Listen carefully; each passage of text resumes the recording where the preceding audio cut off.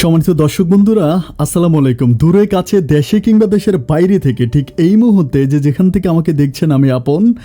আর যে আপন জীবনের গল্পের নতুন একটা এপিসোডে আপনাকে বরাবরের মতো স্বাগতম জানাচ্ছি। দর্শক বন্ধুরা, মানুষজন বলে, খুব খেয়াল করে দেখবেন যে কথায় চিরা ভিজে না, চিরা ভিজানোর জন্য চিরার মধ্যে পানি ডালতে হয়। ঠিক তেমনি আমাদের এই দুনিয়াতে কথা দিয়ে মানুষ চেনা যায় না, মানুষটাকে চেনার জন্য তার সাথে ভিতর থেকে মিশতে হয়। প্রিয় দর্শক বন্ধুরা, আমাদের এই সমাজে মানুষরূপী কত অমানুষ ঘুরে বেড়ায়, মানুষরূপী কত রকম প্রাণীরা ঘুরে বেড়ায়। আপনি যদি আজকে রিফাতের জীবনের বাস্তব গল্পটা শুরু থেকে শেষ পর্যন্ত শোনেন, তবে তা হারে হারে বুঝবেন।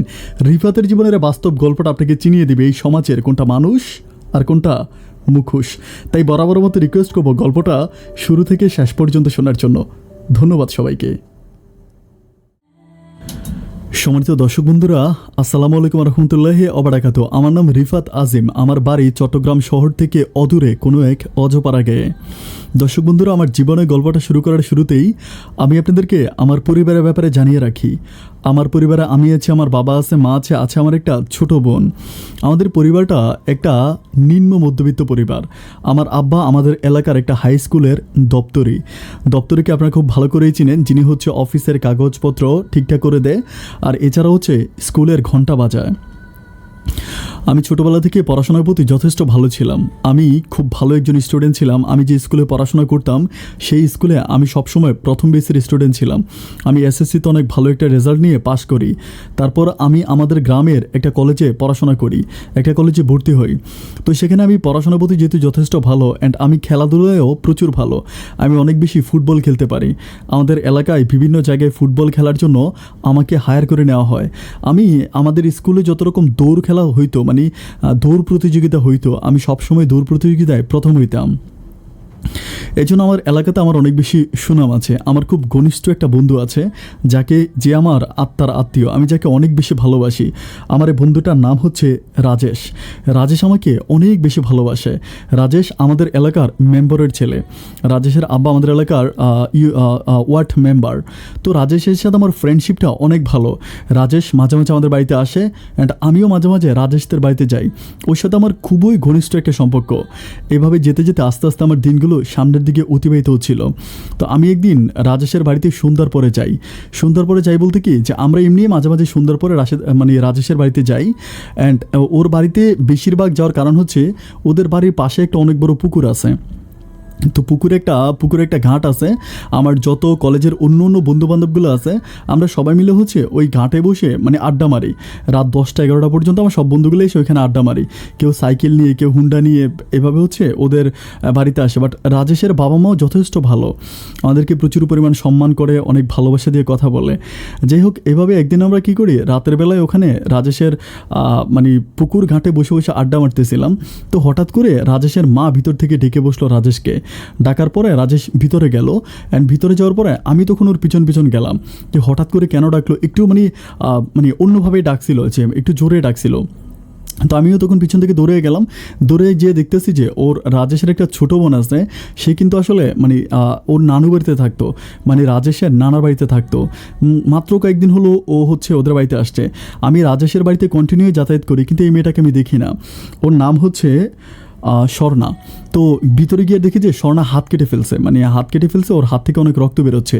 তো আমি তখন সাজাতে যাই, অ্যান্ড রাজেশও যায়। আমি ডেটল নিয়ে আসি, অ্যান্ড ডেটল নিয়ে আসার পর আমি ওর হাতটাকে পরিষ্কার করে খুব সুন্দর করে ব্যান্ডেজ করে দিই। তাই আমি বললাম যে হাত কীভাবে কাটছেন? তো বলে যে আপনি করে বলেন কেন, আমি তো আপনার বন্ধুর ছোট বোন। আমি তখন বলি যে কিরে রাজেশ, এটা তোর বোন? আমার বলে, তুই শালা এত বড় দুষ্ট, আমার বোনরে চিনোস না? আমি বলি, ও তো 24 ঘন্টা নানা বাড়িতেই পড়ে থাকে, সারা জীবন তো নানা বাড়িতেই ছিল, আমি চিনবো কেমন করে? তা আমাকে বলতেছে এটা আমার বোন স্বর্ণা। আমি বললাম, আচ্ছা স্বর্ণা, তো হাত কীভাবে কাটলা? আমাকে বলে যে মায়ের জন্য, ওই যে দাদুর জন্য হচ্ছে সুপারি কাটতে গেছিলো। বলে যে দাদুর জন্য সুপারি কাটতে গেছিলাম, তখন হচ্ছে চাউ যেটাকে বলে, কেচি যেটাকে বলে, ওইটা দিয়ে হচ্ছে ওর হাতটা কেটে গেল। তো আমি বললাম যে আচ্ছা ঠিক আছে, তো ব্যান্ডেজ করে দিই। অ্যান্ড ব্যান্ডেজ করে দেওয়ার পরে মেয়েটা তখন ওভাবে চলে যায়। অ্যান্ড আমি তখন আমার বন্ধুকে আমি তখন হচ্ছে আমার বাড়িতে ফিরে আসি। অ্যান্ড বাড়িতে ফিরে আসার পর রাতের বেলায় কেন জানি আমার বারবার এই মেয়েটার কথা মনে পড়তেছে। আমি জানি না কেন এটা মনে পড়তেছে, আমি এটা বুঝি না। কারণ আমি আমার বন্ধুর বাড়িতে অনেক দিন ধরে যাতায়াত করি, আমি কিন্তু এভাবে স্বর্ণাকে দেখি না, কারণ স্বর্ণা তার নানু বাড়িতে থাকে। তো সেদিন কেমন যেন একটু ভালো করে দেখলাম। আমার অনেক ভালো লাগলো। স্বর্ণা কিন্তু অনেক বড় না, ও ক্লাস 9-এ পড়ে। আমাদের এলাকার একটা স্কুলেই ক্লাস 9-এ পড়ে, যেই স্কুলে আমার আব্বা দপ্তরি। তো যাই হোক, যথারীতি আমি এর পরের দিন আবারও মানে রাজেশের বাড়িতে যাই। আমার টার্গেট হচ্ছে আমি রাজেশকে নিয়ে মানে আমাদের কলেজে যাব। তো এটার জন্য যখন যাই, রাজেশ মানে আমি যাওয়ার পর দেখি যে রাজেশ ভিতরে, অ্যান্ড আমি ওর মাকে ডাক দিই, ওর মা বের হয়। আমি বললাম যে আন্টি রাজেশ কোথায়? বলো ও তো গোসল করতেছে বাথরুমের ভিতরে। তো আমি তখন রাজেশের রুমে গিয়ে বসি, দেখি যে স্বর্ণা ঘরের বারান্দা দিয়ে হেঁটে যাচ্ছে। আমি তখন স্বর্ণাকে ডাক দেওয়ার পর আমার কাছে আসে। আমি বলি কী ব্যাপার, তোমার হাতের ব্যথা ভালো হয়েছে? তো বলতেছে যে এত ভালো করে ব্যান্ডেজ করে দিয়েছেন, ভালো না হয়ে উপায় আছে? আমি বললাম খুব ভালো ব্যান্ডেজ করেছি। বলে অসম্ভব ভালো ব্যান্ডেজ করেছেন, আমি হাতটা এখন আর নাড়াইতে পারি না। আমি বললাম কেন? ভালোভাবেই যদি ব্যান্ডেজ করে দিই তাহলে হাত নাড়াতে পারবে না কেন? আমাকে বলতেছে যে এমনভাবে টাইট করে আপনি বাঁধ দিয়েছেন, মানে আপনার ওই বাঁধার কারণে আমার হাতে রক্ত চলাচল বন্ধ হয়ে গেছে।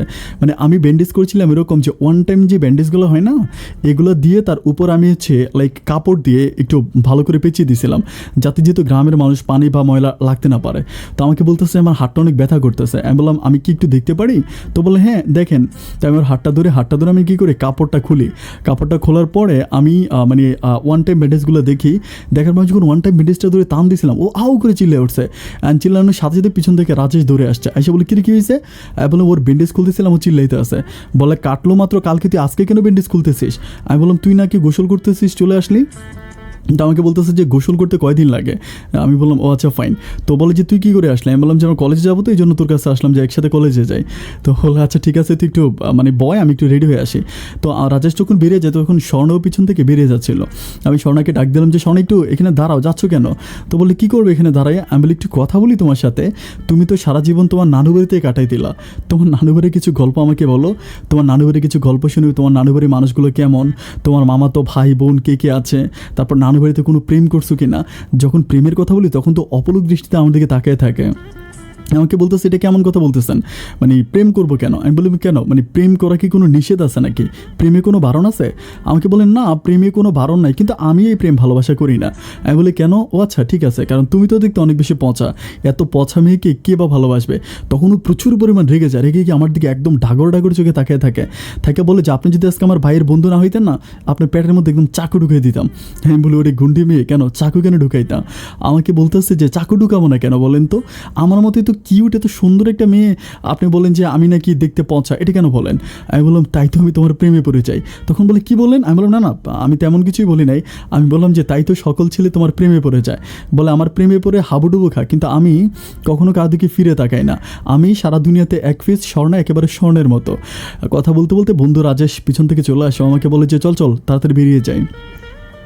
এরপর যথারীতি আমি রাজেশের সাথে বেরিয়ে যাই কলেজের উদ্দেশ্যে। কলেজে যাওয়ার পর আমার মনটা খালি আনচান করতে থাকে, কোনো কিছুই ভালো লাগে না। বারবার আমার শুধুমাত্র স্বর্ণার কথা মনে পড়তেছে, আমি ক্লাস করতে পারতেছি না। আমাকে রাজেশ বারবার জিজ্ঞেস করে কী ব্যাপার, মানে তুই কেমন জানি একটু লাইক অন্য মনস্ক হয়ে আছিস, মানে তোর কোনো সমস্যা হয়েছে? আমি বললাম না বন্ধু, কোনো সমস্যা হয় নাই। তো এরপরে দিনগুলো কাটতে থাকে, আমি প্রতিনিয়ত হচ্ছে আমার ওই বন্ধুর বাড়িতে যাই, মানে সময় পেলে ওদের বাড়িতে যাই। অ্যান্ড ওদের বাড়িতে গিয়ে আমার টার্গেট একটাই, সেটা হচ্ছে আমি কোনো মতে একটু উকি মেরে কোনোভাবে আমি স্বর্ণাকে দেখতে পাই, অ্যান্ড স্বর্ণাকে দেখার জন্য আমার মূল টার্গেট। তো এভাবে যেতে প্রায় 5-6 দিনের মতো কেটে যায়। অ্যান্ড 5-6 দিন পরে একদিন বিকেলবেলা আমি মানে একদম প্ল্যানিং করে যাই আজকে আমি স্বর্ণাকে আমার ভালোবাসার কথা বলবো।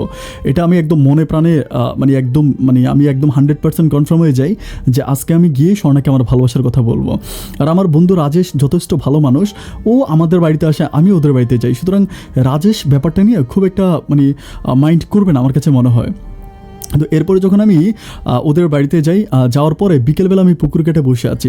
তো স্বর্ণা কিন্তু সবসময় বিকেলে পুকুরেতে মানে বড়শি বাসার জন্য আসে, মানে ওর একটা বড়শি আছে, ওটাতে মাছ ধরে, তো ওখানে সবসময় আসে বিকেলবেলা। তো আমার টার্গেট হচ্ছে আজকে যখন বড়শি বাওয়ার জন্য ও আসবে, তো বড়শি বাওয়ার ছলে আমি তার সাথে ভালোবাসার কথা বলে ফেলবো। কিন্তু দুঃখজনক ব্যাপার হচ্ছে আমি প্রায় ওখানে 1 ঘন্টার মতো বসে থাকি, দেখতে দেখতে সন্ধ্যা হয়ে যায়, কিন্তু রাজেশ আর রাজেশের বোন ঘর থেকে বের হয় না।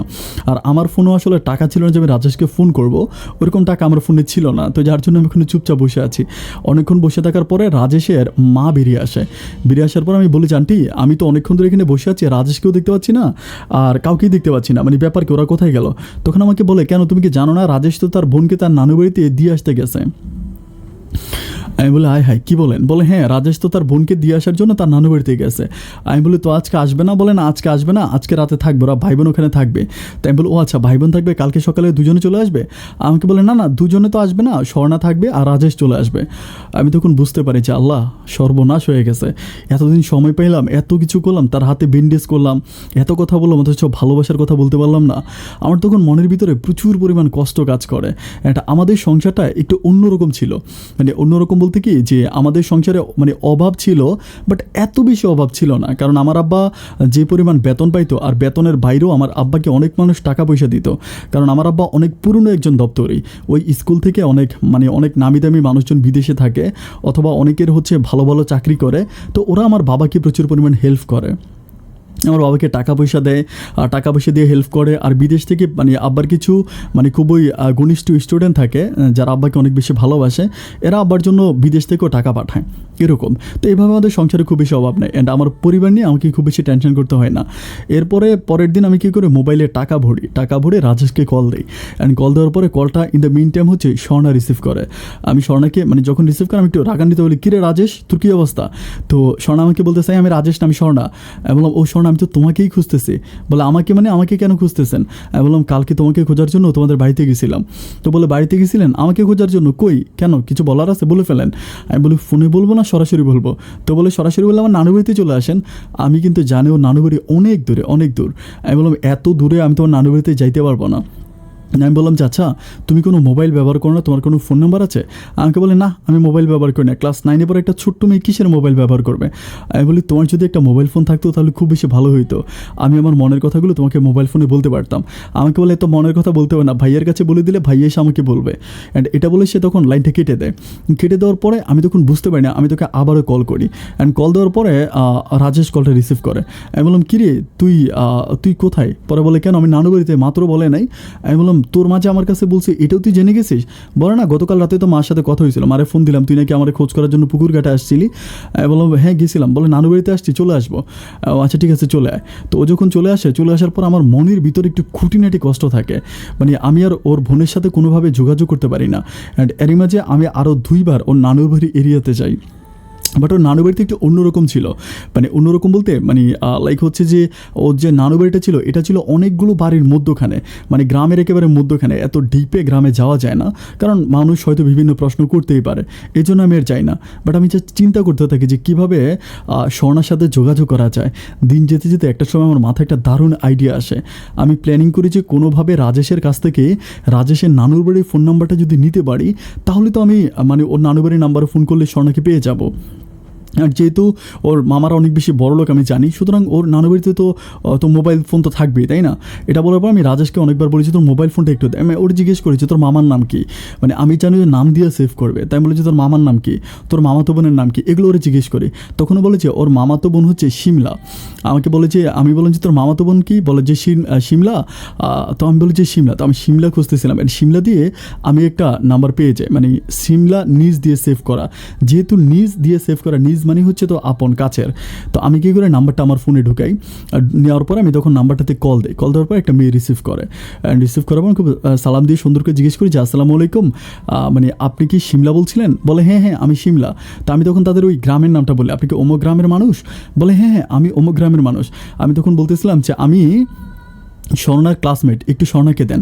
তো বলে ও আচ্ছা স্বর্ণার ক্লাসমেট, তাহলে স্বর্ণার নাম্বারই তো কল দিতে পারতেন। আমি বলি স্বর্ণা, তখন আমার একটু লাইক কনফিউজড হয়ে যায়, কারণ স্বর্ণা তো বলেছিল ও মোবাইল চালায় না। আমি বলি ওর নাম্বারে কল দিচ্ছিলাম তো লাইন পাচ্ছি না।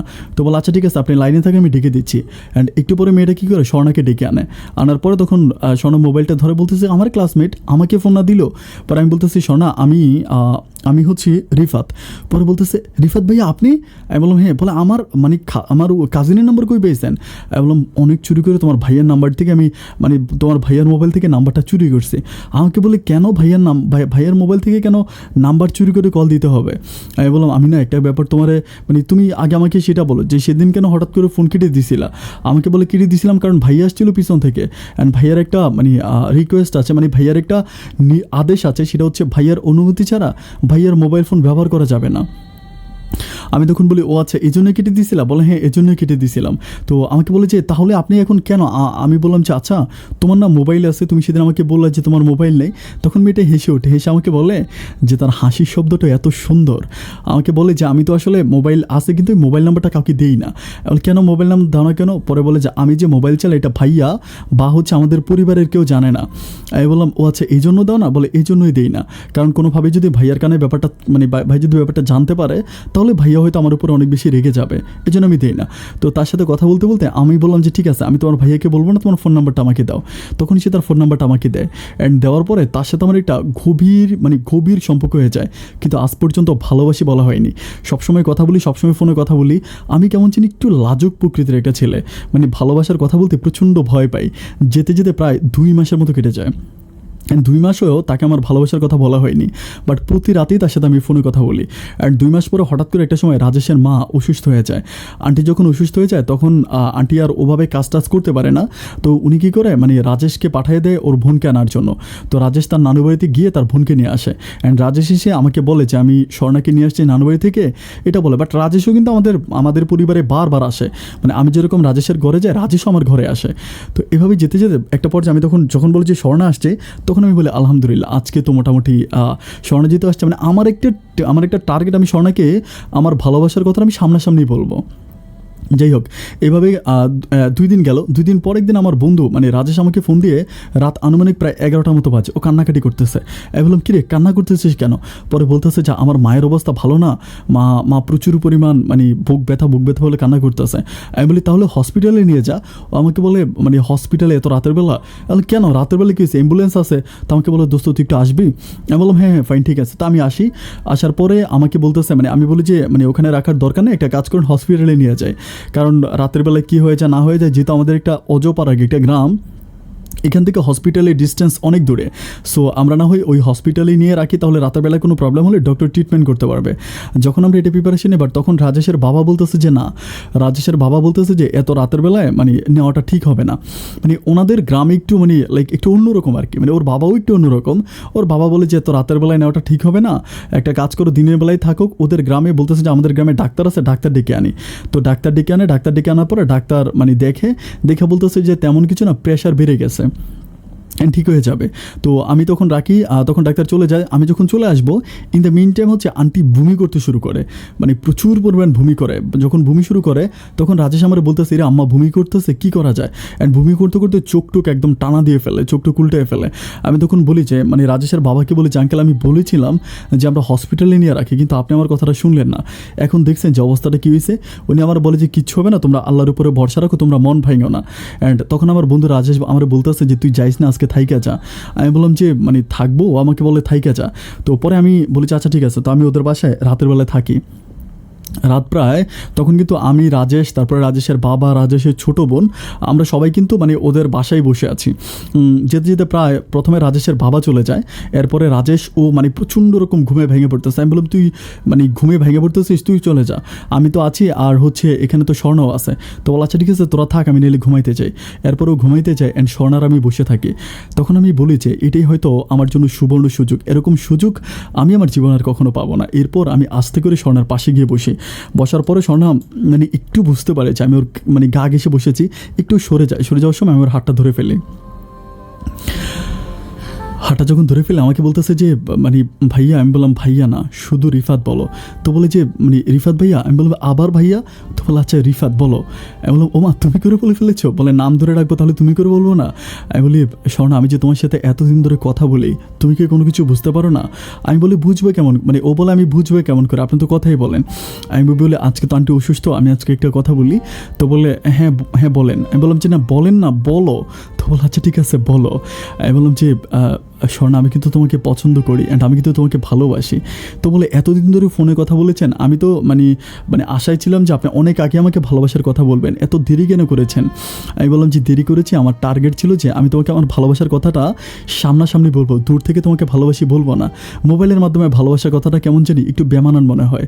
তখন আমাকে বলতেছে যে আমাকে যেতে বেশি ভালোবাসেন, আপনার বন্ধু যদি জানতে পারে তাহলে কি হবে? আমি বলি আমার বন্ধু জানুক না, তাতে কী আছে, প্রয়োজনে মাইকিং করে সারা দুনিয়াবাসীকে জানাই দিব। আমি ভালোবাসি তোমাকে।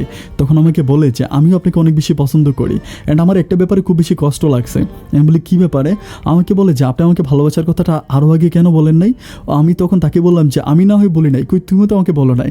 ও আমাকে বলে ছি, আমি একটা মেয়ে হয়ে কী করে বলবো আপনাকে ভালোবাসি, আর আপনি আমার ভাইয়ের বন্ধু, যদি আমার ভাইয়ের কাছে বলে দেন। দেখতে দেখতে একটা সময় ফজরের আজান দিয়ে ফেলে।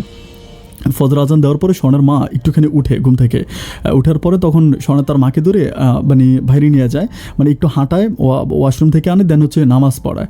অ্যান্ড তখন রাজেশও ঘুম থেকে উঠে, রাজেশের বাবা ওঠে। যখন একটু একটু করে সূর্য মামা উকি দিচ্ছিল, তখন আমি তাদের সবার সাথে কথাবার্তা শেষ করে আমি যথারীতি আবার আমার বাড়িতে চলে আসি। অ্যান্ড বাড়িতে আসার পর সেদিন আর আমি কলেজে যাই না।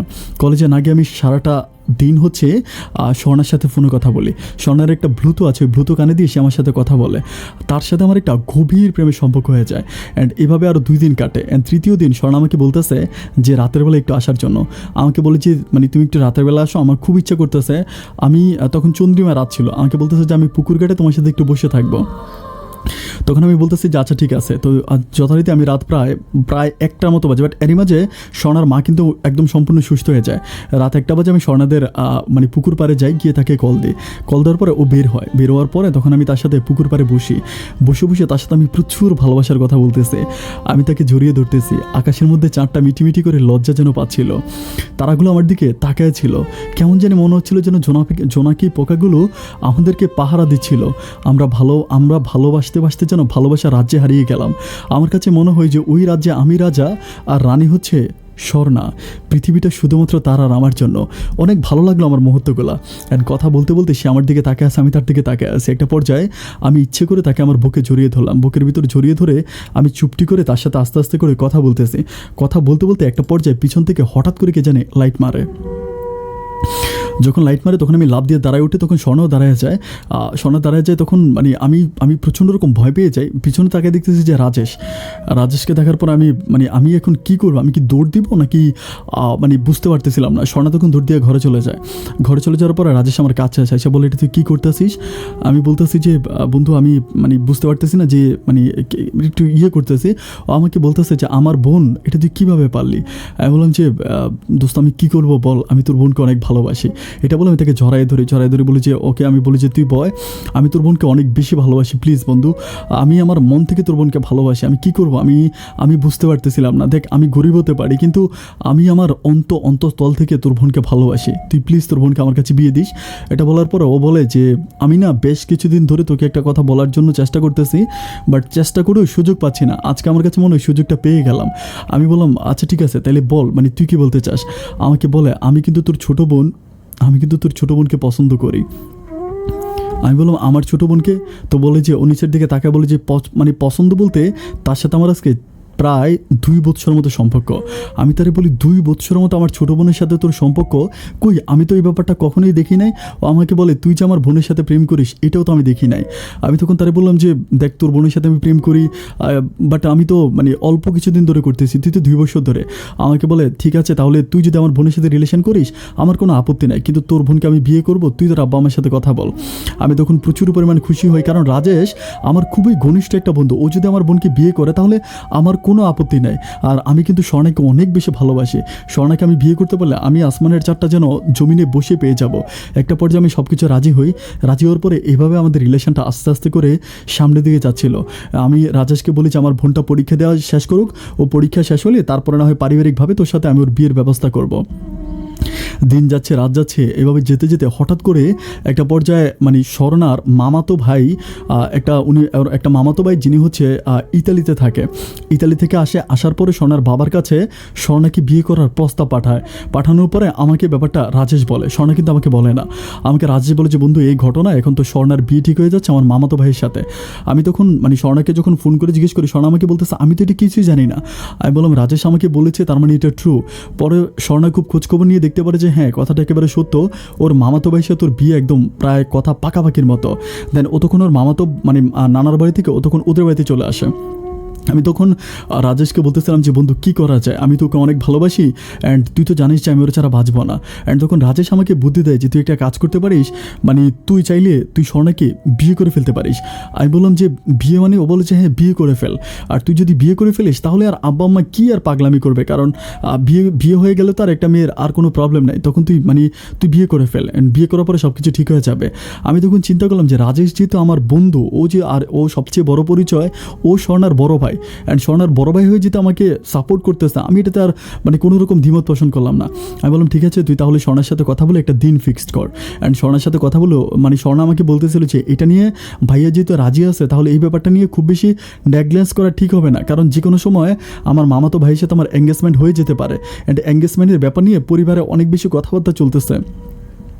আমি তখন বুঝতে পারতেছিলাম না যে আমি কী করব, কাকে কি বলবো। আমি এত পরিমাণ দ্বিধাদ্বন্দ্বের ভিতরে পড়ে যাই।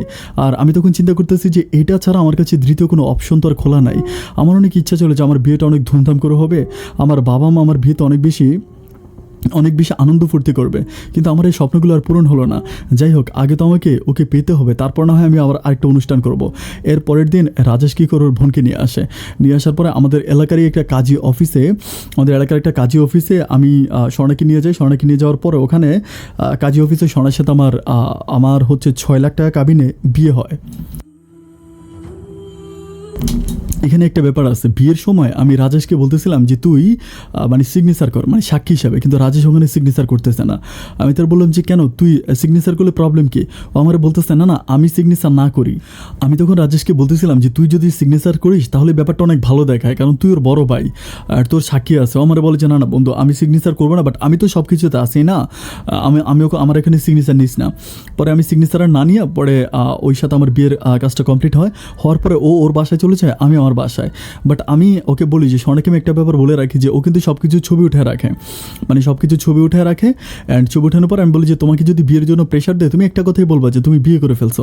ও আমাকে বলে আচ্ছা ঠিক আছে। আবার রাজেশ সেখানে একটু ওর বোনকে রিকোয়েস্ট করে যে বাবা যদি কখনো ব্যাপারটা জানতে পারে বা বাবা যদি তোকে কখনো আমার ব্যাপারে জিজ্ঞেস করে, তুই বোন আমার কথা বলিস না, কারণ আমার কথা বললে কিন্তু খুব প্রবলেম হয়ে যাবে, আর বাবা কিন্তু তুই ভালো করেই চিনিস। রাজেশ কিন্তু ওর বাবাকে প্রচুর পরিমাণ ভয় পায়।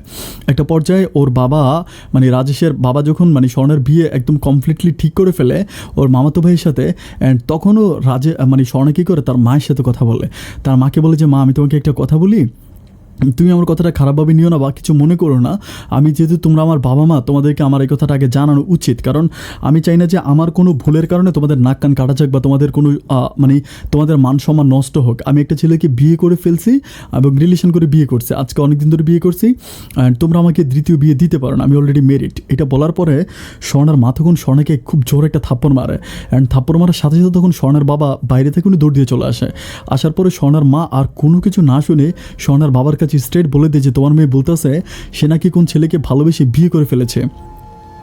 একটা পর্যায়ে স্বর্ণার বাবা তখন স্বর্ণাকে ধরে যখন জিজ্ঞেস করে খুব ভালো করে, তখন স্বর্ণা সোজাসুজি আমার নামটা বলে দেয়।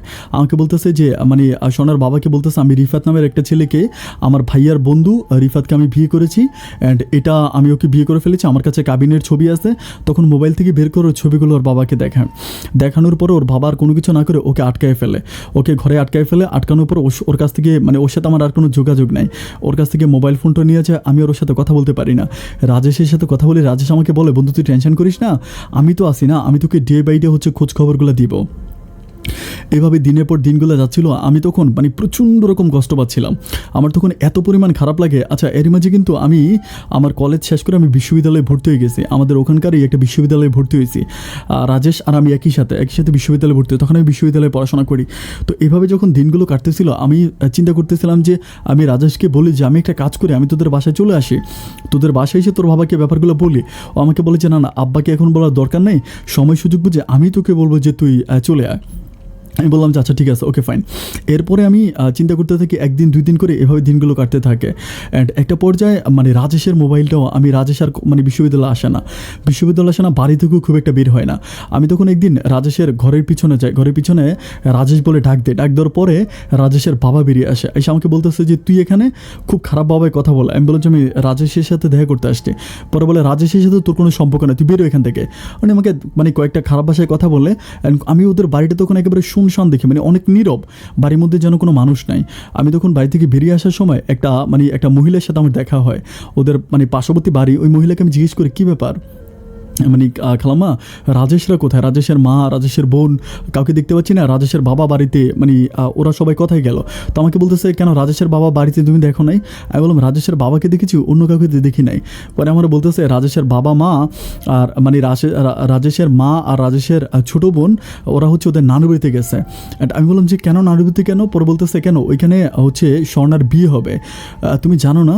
আমি তখন বলতেছি যে স্বর্ণের বিয়ে হবে, এটা কেমন কথা বলতেছেন? উনি আমাকে বলে হ্যাঁ কেন, আমরা তো আমাদের গ্রামের তো অনেক মানুষ গেছে আজকে। আমি তখন বলতেছিলাম যে মানে এটা কেমন কথা আজকে? বলে হ্যাঁ আজকে তো বিয়ে। অ্যান্ড আমি তখন আর কোনো কিছু না বলে আমি তখন হুট করেই সাথে সাথে সিএনজি নিয়ে আমি ওর নানু বাড়িতে চলে যাই, মানে রাজেশের নানু বাড়িতে যাই। যাওয়ার পরে আমি রাজেশের নাম্বারে কল দিতে থেকে ওর নাম্বারে কল রিসিভ করে না। প্রায় 21 থেকে 22টা কল দেওয়ার পরে রাজেশ কলটা রিসিভ করার পর আমি তখন ওরে বলেছি দেখ আমি তো নানুবাড়ির সামনে আছি, ওর নানুবাড়ির সামনে একটা ছোট্ট বাজার আছে। আমি বলি যে বাজারের মধ্যে আছি। ও আমার বলে যে তুই কেন আসছিস? আমি বললাম যে তুই আয়, তোর সাথে আমার কথা আছে। ও আমার বলে যে আচ্ছা ঠিক আছে আমি আসতেছি, তুই এখানে থাক। আমি থাকি। ও প্রায় আধা ঘন্টা পরে আসার পর আমাকে আমি তোরে বললাম যে কিরে রাজেশ তুই তো সব কিছুই জানতি, তাহলে ব্যাপারগুলো এরকম কেন হয়ে যাচ্ছে? ও আমাকে বলে যে বন্ধু আমি কী করতে পারি তুই আমারে বল। আমি বলি কী করবি মানে? ও বলেছে আমি আমার আব্বার উপরে কথা বলতে পারি না। আমি বললাম যে দেখ আমি ওকে বিয়ে করছি, তুই সাক্ষী। তখন ও একটু আমার সাথে হঠাৎ করে একটু কেমন যেন একটু রেগে যায়। আমাকে বলেছে আমার বাপ মা রাজি না হলে তো আমার করার কিছু নাই, তাই না? আমি তো রাজি থেকে তোর বিয়ে দিছি, এখন মানে কী করবো? আমি বলি যে ঠিক আছে তাহলে তুই তোর বোনকে আমার কাছে দিয়ে দে, আমি তোর বোনটা নিয়ে পালাইয়া যাই। তখন সে আমার বলতেছে তোর একটা কথা বলি বন্ধু, কিছু মনে করিস না। আমি বললাম হ্যাঁ। ও আমার বলতেছে যে আমার বোন কিন্তু তোর সাথে সম্পর্ক সারাসারি হয়ে গেছে। আমি তখন বলি যে বিয়ে করলাম মাত্র কয়েকদিন, মানে এটা কীভাবে হইলো? ও আমাকে বলে আব্বা উকিলের সাথে কথাবার্তা বলে এফিডেভিট করে রাখছে, অ্যান্ড 3 মাস পরে এটা অটোমেটিক্যালি ডিভোর্স হয়ে যাবে। আমি তখন তারা বলতেছি তাহলে ন্যায্য মতো আমিও কিন্তু এখনও তার স্বামী, ডিভোর্স হয় নাই। আমার বন্ধু তখন বলতেছে ডিভোর্স অলরেডি হয়ে গেছে, এফিডেভিট পর্যায়ে আছে। আমি তখন মানে ওকে বলি যে রাজেশ তুই এটা করতে পারিস না। তখন আমার বলে যে দেখ বন্ধু তোর সাথে আমার বন্ধুত্বপূর্ণ সম্পর্কটা আছে, এটা সারা জীবন থাকবে, অ্যান্ড আমি তোর বোনকে পছন্দ করি, আমি তোর বোনকে বিয়েও করব। কিন্তু তোর কাছে আমার একটা রিকোয়েস্ট, আজকের পর থেকে তুই কখনো আর আমার বোনকে নিয়ে কোনো কথা বলবি না। আমি তখন তারা বলতেছি তুই কীভাবে চিন্তা করলি যে তোর বোন আমার কাছ থেকে কেড়ে নিয়ে আমার বোনকে আমি তোর কাছে দিব? তখন আমার বলতেছে যে দেখ এরকম কিছু করিস না, আমি কিন্তু তোর বোনকে অনেক ভালোবাসি। অ্যান্ড একটা পর্যায়ে তার সাথে আমার এখানে একটু টকযোগ হয়ে যায়। টকযোগ হতে মানে একটা মানে হাতাহাতির পর্যায়ে চলে যায়। অ্যান্ড তখন বাজারে অনেকগুলো মানুষ আসে আমাদেরকে দুজনকে দুদিকে ছুটে দেয়।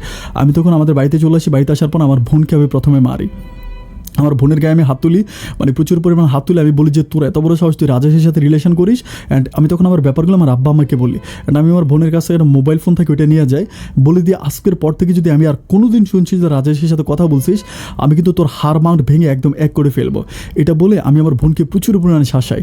রাজেশের সাথে আমি আর কোনো কথা বলি না, একদম সম্পর্কটা সম্পূর্ণ ছিন্ন করে ফেলি। সম্পূর্ণ চিহ্ন করে ফেলি। অ্যান্ড মানসিকভাবে আমি তখন প্রচুর পরিমাণ ভেঙে পড়ি। আমি কিন্তু তখনও আমার গ্র্যাজুয়েশন কমপ্লিট হয়নি, আমি তখন বিশ্ববিদ্যালয়ে পড়াশোনা করতেছি। মানসিকভাবে প্রচণ্ড রকম ভেঙে পড়ে খাওয়া দাওয়া করি না, ঘুমাই না, মানে আমি খুবই টেনশনে পড়ে যাই, মানে প্রচুর পরিমাণ টেনশনে পড়ে যাই। অ্যান্ড একটা পর্যায়ে আমার বাবা ব্যাপারগুলো কিছুটা বুঝতে পারার পরে আমার এই পর্যন্ত কিন্তু আর স্বর্ণের সাথে আমার কোনো যোগাযোগ নাই। বাবা তখন আমাকে বলতেছে যে কী হয়েছে তোর? আমার বোন তখন আমার আব্বাকে কিছু ব্যাপার খুলে বলে, কারণ আমার বোন কিন্তু ব্যাপারগুলো সব জানতো। একটা পর্যায়ে বাবা আমাকে বলতেছে তুই কি আর পড়াশোনা করবি না? আমি বললাম যে আমি আর পড়াশোনা করবো না, আমি বিদেশ চলে যাবো, তুমি আমাকে বিদেশ পাঠিয়ে দাও। তো আমার আব্বা বলতেছে যে বিদেশে যাবে, বিদেশে গিয়ে কী করবি? অ্যান্ড বিদেশে অনেক পরিশ্রম করতে হয়, তুই কি পরিশ্রম করতে পারবি? আমি বললাম পরিশ্রম করতে পারবো না কেন, তুমি আমাকে বিদেশ পাঠাতে, আমি বিদেশ গিয়ে পরিশ্রম যেটা পারি আমি সেটা করবো, তুমি আমাকে বিদেশ পাঠিয়ে দাও। তখন আমার আব্বা আমার বলতেছে বিদেশ না পাঠায় আমি তোর জন্য অন্য একটা ব্যবস্থা করি। এরপর আব্বা কী করে তার দূর সম্পর্কের একটা ফুফাতো ভাইয়ের সাথে কথা বলে। অ্যান্ড ফুফাতো ভাইয়ের সাথে কথা বলার পরে ওই ফুফাতো ভাই উনি হচ্ছে বাংলাদেশের একটা সরকারি লেভেলের খুব বড় একটা পোস্টে চাকরি করে, অনেক বড় একটা লেভেলে উনি চাকরি করে। তো ওনার সাথে কথা হয়, আমি আব্বার মানে ফুফাতো ভাই, দূর সম্পর্কের ফুফাতো ভাই। তখন ওনার সাথে কথাবার্তা বলার পরে আমার আব্বা তখন ওনাকে বলতেছিল যে আমার ছেলেটা তো ইন্টার পাস করছে, এখন এরকম বিশ্ববিদ্যালয়ে পড়াশোনা করতো, এরই মাঝে একটু সমস্যা হয়েছে, ওর একটা চাকরির খুব দরকার, একটা চাকরির ব্যবস্থা করে দাও ভাই, এটা বলে। তখন উনি আমার সাথে কথা বলে আব্বার ওই চাচাতো ভাই, মানে দূর সম্পর্কের ফুফাতো ভাই। অ্যান্ড কথাবার্তা বলার পর উনি আমাকে বলে যে তুমি আমার বাসা আস। উনি আমাকে ধানমন্ডিতে ওনার বাসা, ধানমন্ডিতে আমাকে বাসার ঠিকানা দেয়। ঠিকানা দেওয়ার পর আমি আব্বাকে বলি যে আমার তখন আসলে বাড়ি থেকে বেরোতে পারলে আমি বাঁচি। আমার মানে স্বর্ণার স্মৃতিগুলো আমাকে পাগল করে করে দিচ্ছিল। আমি কোনোভাবেই নিজেকে ঠিক রাখতে পারতেছিলাম না, প্রচুর পরিমাণ কষ্ট হচ্ছিল আমার। একটা পর্যায়ে আমি তখন বলি যে ঠিক আছে আব্বা, আমি তাহলে ঢাকাতে চলে যাই, ঢাকাতে গেলে আমি অনেক ভালো থাকবো। আমার কাছে মনে হলো যে আমি ঢাকাতে গেলে আসলে অনেক ভালো থাকবো। সবশেষ আমি বাড়ি থেকে একেবারে রেডি টেডি হয়ে, পড়াশোনা তো একদম বন্ধ হয়ে যায়, আমি ঢাকাতে আসি। ঢাকাতে আসার পর আমি ওনার বাসায় উঠি। ওনার বাসায় ওঠার পরে ওনার পরিবারে হচ্ছে উনি আছে, ওনার হচ্ছে 3টা মেয়ে আছে, 3টা মেয়ে, কোনো ছেলে নাই, আর হচ্ছে মানে ওনার ওয়াইফ এরকম। বাট পরিবারটা অনেক সুখী একটা পরিবার, মাশাআল্লাহ, মানে অনেক ভালো, উনিও অনেক ভালো, আমার সাথে ভালো করে কথাবার্তা বলে, সম্মান করে কথাবার্তা বলে। তো আমাকে বলতেছে যে তোমার বাবা আমাকে মানে তোমার বাবা তোমাকে আমার কাছে পাঠাইছে একটা চাকরির জন্য, কিন্তু তুমি তো এখনও গ্র্যাজুয়েশন কমপ্লিট করো, আমি চাকরি দিব কেমন করে? আমি তখন বলেছি আঙ্কেল, ইন্টার পাশে যে একটা চাকরি হয় আমাকে এটা দেন। উনি আমাকে বলে যে ইন্টার পাশে আজকাল ফিওনের চাকরিও হয় না, একটা অফিসে ফিওন নিতে হলে সেখানেও কিন্তু মানে গ্র্যাজুয়েশন কমপ্লিট চায়, আর এটা তো সরকারি চাকরি। তোর বাবা মানে তোমার বাবা আমাকে বলছিল যে সরকারি একটা চাকরির ব্যবস্থা করার জন্য। আমি তখন অনেকে বলি যে আঙ্কেল আমি কী করতে পারি, এখন যেটা আপনার জন্য ভালো মনে হয় আপনি আমার জন্য সেটাই করেন। তখন উনি বলে যে ঠিক আছে আমার বাসায় থাকো, অ্যান্ড আমি আস্তে আস্তে দেখি যে কী করা যায়, তুমি টেনশন করো না, আমি তোমার আব্বার সাথে কথা বলবো। অ্যান্ড আমি তখন বাড়িতে ফোন করে আব্বাকে বলি, আব্বা তখন আমাকে বলতেছে যে পাগলামি করিস না, যেখানে আসিস এখানে থাক, আস্তে আস্তে সব কিছু ঠিক হয়ে যাবে, দিন যাক, ও তো একটা ব্যবস্থা করবে, যেহেতু আমার ফুফাতো ভাই, ওর সাথে আমি সব কিছু বলে রাখছি। ও কিন্তু অনেক ভালো, ওর সাথে ভালোভাবে কথা বলিস, ওদের বাসায় থাকিস, তোর একটা ভালো চাকরি হয়ে যাবে। তখন আমার ছোটো বোনটা কিন্তু কলেজে পড়ে, আমাদের এলাকার একটা কলেজে পড়াশোনা করে। অ্যান্ড আমি তখন ওই বাড়িতে থাকি, বাট থাকতে থাকতে দিন যত যাচ্ছে আমি মানে আমার ভিতরে কেমন যেন একটু গিল্টি কাজ করতেছে। ওদের বাসায় কিন্তু কোনো প্রবলেম নেই, মানে ওর বাবা মা, মানে আমার আঙ্কেল, তারপর ওনার মেয়েগুলা, তারপর ওনার ওয়াইফ আমাকে প্রচুর পরিমাণ ভালোবাসে। গ্রাম থেকে একটা ছেলে আসা, মানে আমাদেরকে এত পরিমাণ ভালোবাসছে আমি ঠিক বলে বুঝাইতে পারবো না। উনি আমাকে প্রচুর পরিমাণ ভালোবাসে, অ্যান্ড অনেক সম্মান করেও কথাবার্তা বলে, যেখানে যে আমাকে সাথে করে নিয়ে যায়। অ্যান্ড উনি আমার প্রতি একটু অন্যরকম ভালোবাসা। এরকম করতে করতে তখন উনি আমাকে বলতেছে যে একটা কাজ করো, আমাকে বলে যে আমি ট্রান্সফার হয়ে যাব। উনি বলতেছে যে আমি ঢাকা থেকে চিটংয়ে ট্রান্সফার হব, অ্যান্ড চিটংয়ে ট্রান্সফার হয়ে আমি তোমার জন্য চিটংয়ে একটা মানে চাকরির ব্যবস্থা করবো, এরকম করে বলে। তো আমি তখন বলেছি আঙ্কেল, মানে আপনি ঢাকা থেকে চিটংয়ে ট্রান্সফার হওয়ার চেয়েও আপনি আমাকে ঢাকার মধ্যে একটা চাকরি দিয়ে দেন। মানে চিটংয়ে গেলে আমার কাছে মনে হয় যেন আমার চিটংয়ে গেলে আমার যে কোনো সময় আবার আমার গ্রামে যেতে মন চাইবে, আমি আমার গ্রামে তো আর যাবো না। এই জন্য আমি ওনাকে বলি যে আপনি আমাকে ঢাকাতে একটা চাকরির ব্যবস্থা করেন, আমি মানে চিটংয়ে যেতে চাই না। তো উনি তখন বলে যে কেন, ঢাকা কি তুমি পছন্দ করো? আমি বললাম যে ঢাকা আমার অনেক ভালো লাগে, আপনি ঢাকাতে আমার একটা চাকরির ব্যবস্থা করেন। পরে আমাকে বলে ঠিক আছে, তুমি যদি ঢাকাতে থাকতে চাও তাহলে আমি আরও 2টা বছর ঢাকাতে থাকি। আমি তখন অবাক হয়ে যাই যে আমার মতো একটা ছেলের জন্য উনি আরও 2 বছর ঢাকাতে থাকতে যাচ্ছে। দিন যেতে যেতে একটা পর্যন্ত আমাকে বলতেছে যে একটা কাজ করি, তোমার একটা নকল সার্টিফিকেট বের করি, অ্যান্ড একটা নকল সার্টিফিকেট বের করে আমি তোমাকে, মানে তো সরকারি চাকরি, অ্যান্ড আমি যেহেতু ওই চাকরির মানে উনি বস লেভেলে আছি, উনি বলে যে আমি বস লেভেলে আছি, সুতরাং কাগজপত্রগুলো তো আমার কাছে আসবে, এটা কি নকল না রিয়েল না ফেক আমি তো এটা যাচাই বাছাই করবো না, আমি ওইখানে তোমাকে একটা চাকরির ব্যবস্থা করে দিব। এরপর যথারীতি আমি কী করি, আমি ওই নকল সার্টিফিকেটগুলো ওনাকে দেই। ওনাকে দেওয়ার পর উনি তখন আমার একটা চাকরি ঠিক করে ওনার অফিসেই। আমি অফিস সম্বন্ধে ডিটেলস অতটুকুই বলি, এটাতে মানে একটা কনস্ট্রাকশন, একটা মানে সরকারি কনস্ট্রাকশন, এটা হচ্ছে বিভিন্ন মানে জায়গার ভিতরে সরকারি অনেক স্কুল মাদ্রাসা এগুলো বানানো হয়। তো এরপর আমি ওখানে চাকরি করি। দুদুকের সাথে মানে সাথে রাজুকের সাথে এটা অনেক ভালো একটা সম্পর্ক আছে। অ্যান্ড চাকরি করে আমি দেখি যে প্রচুর পরিমাণ ঘোষের লেনদেন, মানে ঘোষ ছাড়া যেন কোনো কথাই নাই, একেবারে ঘোষ ছাড়া কোনো কথাই নাই। আমি প্রায় ওখানে 6 মাসের মতো চাকরি করি, অ্যান্ড 6 মাসে মোটামুটি আমার অনেক টাকা হয়ে যায়। আমি মানে যত টাকা বেতন পাই তার 3-4 ডবল টাকা চারদিক থেকে আসে। আমি ঘোষ খাই না, আমি ঘোষ নিতে চাই না, কিন্তু অফিসের অন্য লোকগুলো আমাকে সে টাকা দিয়ে যায়, আমাকে ব্যাগে ভরে টাকা দিয়ে যায়, শুধু বলে যে মানে ফাইলটা সিগনেচার করে রাখবেন, ওরকম করে টাকা পয়সা দেয়। কিন্তু ব্যাপারগুলো আমার কাছে ভালো লাগে না খুব একটা, বাট তারপরও মানে অফিসে যেহেতু কাজ করি, আমি তো আর একা অনেস্ট থাকতে পারবো না, একা সৎ থাকতে পারবো না, সবার সাথে মিলেমিশে আমাকে কাজ করতে হবে। সবাই যেভাবে কাজ করে আমি সবার মতো করে কাজ করি। এভাবে যেতে যেতে আমার দিনগুলো আস্তে আস্তে করে সামনের দিকে যাচ্ছিল। প্রায় 1.5 বছরের মতো আমি ওনার বাসায় থাকি। 1.5 বছর পরে মানে আমার আব্বা তখন চিটং থেকে হচ্ছে আমি বলি আমাদের বাড়িটা কিন্তু চিটং থেকে একটু দূরে, একটু গ্রামের দিকে। চিটং থেকে আব্বা তখন ঢাকাতে আসে। আব্বা ঢাকাতে আসার পরে আব্বা মানে আমি তখন ওই আমার আঙ্কেলের বাসায় থাকি, ওনার বাসায় থাকি। আব্বা তখন আমার সাথে প্রায় 15 দিনের মতো থাকে। আমি তখন আব্বাকে বলি যে আব্বা 15 দিন তুমি কেন থাকতেছ? মানে আব্বা যাচ্ছে না, আব্বা আজ যাবে কাল যাবে করে আব্বা ঘুরেইতে আসে। আমি তখন কোনো কিছুই বুঝি না আব্বা কেন যাচ্ছে না, আমি খুব ক্লিয়ার বুঝতে পারি না। আব্বা থাকতেছে মানে আমার যে মানে বাসায় যে আন্টি আছে, আন্টিও আমার আব্বাকে প্রচুর পরিমাণ সম্মান করতেছে, ভালোবাসতেছে, এবং ওনার মেয়েগুলা সবাই খুব ভালো। যথারীতি 15 দিন আব্বা এখানে থাকার পর আব্বা তখন আবার চিটংয়ে ফিরে যায়। অ্যান্ড চিটংয়ে ফিরে যাওয়ার পরে আমার আব্বা আমাকে ফোন করে একটা কথা বলে, আমাকে বলে যে আমি তোকে একটা কথা বলি, তুই আমার কথাটা একটু মনোযোগ দিয়ে শোন। আমি বললাম হ্যাঁ আব্বা। পরে বলতেছে যে আমি আমার ফুফাতো ভাইয়ের যে একটা মেয়ে আছে, বড় একটা মেয়ে আছে, ওনার 3টা মেয়ে, বাট 3টা মেয়ে যে একটা মেয়ে অনেক বড়, সে হয়তো বিশ্ববিদ্যালয়ে পড়াশোনা করে, আমার থেকে বয়সের খুব বেশি ডিস্টেন্স হবে না। বলে যে ওর একটা মেয়ে আছে, ওই মেয়েটা রাজেশ মানে আমি সরি আমাকে বলতেছে যে আমি তোকে বলি তুই আগে খেয়াল করে শোন, অনেক বেশি পাগলামি করিস না, আমি যেটা বলবো মাথাটা ঠান্ডা করে শোন। আমি ওই বাড়িতে 15 দিন ছিলাম, কারণ হচ্ছে ওর যে একটা বড় মেয়ে আছে, মেয়েটার নাম হচ্ছে মনি। তো বলে যে মনির সাথে আমার বন্ধু মানে আমার ফুফাতো ভাই তোর বিয়ের প্রস্তাব দিছে, তুই কী বলিস? আমি তখন আমার আব্বাকে বলি যে মানে আমি একটু মনির ব্যাপারে জানাই রাখি, মনি কিন্তু মানে একেবারে ব্ল্যাক কালার একটা মেয়ে ছিল, মানে প্রচণ্ড রকম কালো এবং অনেক খাটো, মানে যতটা কালো ঠিক ততটাই খাটো, মানে হয় না যে মানে খুবই অপছন্দনীয় ওর চেহারা ছিল এরকম। তো আমি ওদের বাসায় থাকতেছি, বাট ও আর মানে তখন আমি বললাম যে আচ্ছা ঠিক আছে, এখন আমি আর কী করবো। আর আরেকটা ব্যাপার হচ্ছে আমার লাইফে যাকে আমি পছন্দ করেছি, যাকে ভালোবাসি, যে তাকে তো আর পাইলাম না। অ্যান্ড এখন আমার লাইফে আর কোনো চয়েস নেই যে আমার অনেক সুন্দর একটা মেয়ে হইতে হবে, অনেক কিউট একটা মেয়ে হইতে হবে, এরকম কোনো কথা নাই। আমার আব্বা আমাকে যেখানে বিয়ে করে আমি সেখানে বিয়ে করবো, আমার নিজের কোনো পছন্দ বলতে আর কিছুই নাই। এরপর যথারীতি আব্বা আম্মার সাথে কথাবার্তা বলে তখন আমার ওই আঙ্কেলের সাথে কথাবার্তা বলে, তখন আঙ্কেল আমাকে ব্যাপারটা বলে, উনি আমাকে নিজে বলে যে তোমার আব্বা, উনি একটু ক্রিটিক্যাল করে বলে, মানে একটু কৌশল খাটিয়ে বলে, উনি কিন্তু আমার আব্বাকে অফার করছে, উনি কিন্তু নিজে আমার আব্বাকে অফার করছে ওনার মেয়েকে আমার কাছে বিয়ে দেওয়ার জন্য, কিন্তু উনি আমাকে বলতেছে যে আমার আব্বা নাকি ওনাকে অফার করছে মানে ওনার বড় মেয়েটা আমাকে দিয়ে দেওয়ার জন্য। মানে উনি আমাকে এভাবে বলতেছে যে তোমার আব্বা 15 দিন ধরে আমার বাসায় ছিল, থাকার পরে তো আমার বড় মেয়ে মনিকে পছন্দ করছে, এখন মানে উনি তো মনিকে তোমার ঘরে নিতে চায়, আমি কি করবো, এরকম করে বলে। কিন্তু আব্বা তো আমাকে আগ থেকেই বলে দিচ্ছে যে উনি আমার আব্বাকে অফারটা করছে। তো যাই হোক, যেই অফার করুক আমি এটা নিয়ে আর কোনো কথাবার্তা বলি না।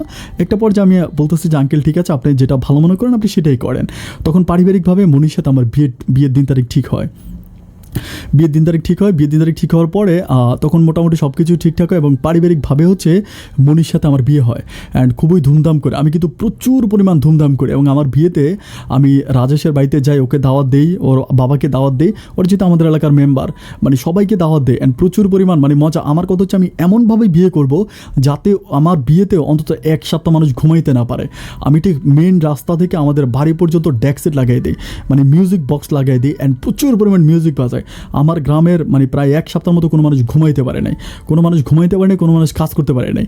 আমি প্রচুর পরিমাণ মানে আমার গ্রামে মনে হয় আমার বিয়েটাই এত জাঁকজমকভাবে হয়েছে, প্রচুর পরিমাণ আনন্দ ফুর্তি করে আমার বিয়েটা হয়। অ্যান্ড বিয়ের কাজটা যখন কমপ্লিট হয় দেন আমি তখন ঢাকাতে ওই বাসায় থাকি, আমি যে বাসায় আমরা ছিলাম ওই বাসায় থাকি, আমরা একই পরিবারে থাকি। আমার 2টা শালি আছে ছোটো ছোটো, ওরাও আমাকে প্রচুর পরিমাণ সম্মান করে এবং ভালোবাসে। অ্যান্ড আমার ওয়াইফ সবই ঠিক আছে, বাট ওর একটা প্রবলেম আছে, একটা প্রবলেম তো একটু মাথা গরম, মানে অল্পতে অনেক রেগে যায়, এটা অনেক কর্কট ভাষায় কথা বলে। অ্যান্ড মনটা কিন্তু অনেক ভালো, মনটা খারাপ না। এভাবে আমার সংসারটা আস্তে আস্তে করে সামনের দিকে যাচ্ছে। যেতে একটা পর্যায়ে আমার বোন তখন ইন্টার পরীক্ষা দেয়। ইন্টার পরীক্ষা দেওয়ার পরে তখন মানে আমার যে আঙ্কেল ছিল, মানে আমার যে শ্বশুর, উনি আমাকে বলতেছে যে তোমার ছোটো বোনকে ঢাকাতে নিয়ে আসো। অ্যান্ড ঢাকাতে হচ্ছে অনেক ভালো ভালো আছে, বিশ্ববিদ্যালয় আছে, ভালো ভালো কলেজ আছে, এখানে মানে বিশ্ববিদ্যালয়ে ভর্তি করাই দিই, এখানে তোমাদের সাথে থেকে থাকবে আর আমার মেয়েগুলোর সাথে থাকবে, অনেক ভালো থাকবে, এটা উনি আমাকে অফার করে। অ্যান্ড এটা আমার বিয়ের খুব বেশি দিন পরে না, প্রায় 3 থেকে 4 মাস পরেই। তো পরে আমি আমার ছোটো বোনকে তখন গ্রাম থেকে আমার ছোটো বোনকে আমি ঢাকাতে নিয়ে আসি। অ্যান্ড আমার ছোটো বোনের জন্য একটা সুন্দর রুম অ্যারেঞ্জ করা হয়, আমার শ্বশুরে এটা অ্যারেঞ্জ করে, মানে আমাদের পরিবারের ভিতরে। আমার ছোটো বোন ওইখানে থেকে পড়াশোনা করতেছে, অ্যান্ড সবই চলতেছে। তো কিছুদিন পরে, বাট তারই প্রায় 2 থেকে আড়াই মাস পরে, এর মাঝে আমি আব্বা আম্মাকে টাকা পয়সা দিতেছি, মানে আমার আব্বা আম্মা খুবই মন খারাপ করে। মানে আব্বা আম্মা বলতেছে আমার একটাই ছেলে একটাই মেয়ে, তোরা দুজনে ঢাকায় গিয়ে পড়ে আসিস, ব্যাপারটা কেমন দেখে এটা বলে। তখন আমার আব্বা আম্মা মানে একটু ইচ্ছা যে ওরাও ঢাকাতে চলে আসবে, এরকম প্ল্যানিং।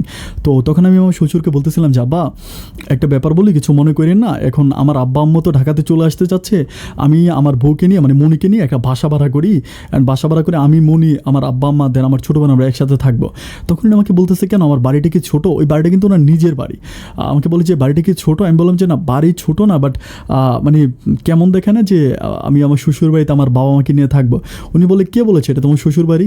এটা তোমার বাপের ফুফাতো ভাইয়ের বাড়ি, এটা তোমার বাপের ফুফাতো ভাই, তুমি আমার জামাই হয়েছো পরে, আগে তো তোমার বাবা এই বাড়িতে মানে আমার ফুফাতো ভাই আগে হয়েছে, সুতরাং এটা আমার ফুফাতো ভাই মানে তোমার বাবার ফুফাতো ভাইয়ের বাড়ি, তুমি এটা চিন্তা করার দরকার নেই, তোমার শ্বশুর বাড়ি। পরিচয় এসে আমার আব্বার সাথে কথা বলে, আমার আব্বার সাথে কথাবার্তা বলার পরে আমার আব্বা তখন বলে যে আচ্ছা ঠিক আছে, কোনো সমস্যা নেই, আমি তাইলে তোর বাড়িতে উঠবো। পরে আমার আব্বা আমার মা সব তারা হচ্ছে চিরং থেকে ঢাকাতে চলে আসে। ঢাকাতে আসার পর তখন আমরা সবাই মিলে আমার শ্বশুর বাড়িতে থাকতে শুরু করি। আমার শ্বশুর বাড়িতে আসি, আমাদের দিনগুলো আলহামদুলিল্লাহ অনেক ভালো হয়ে যাচ্ছিল। আস্তে আস্তে করে দিনগুলো সামনের দিকে অতিবাহিত হচ্ছিল।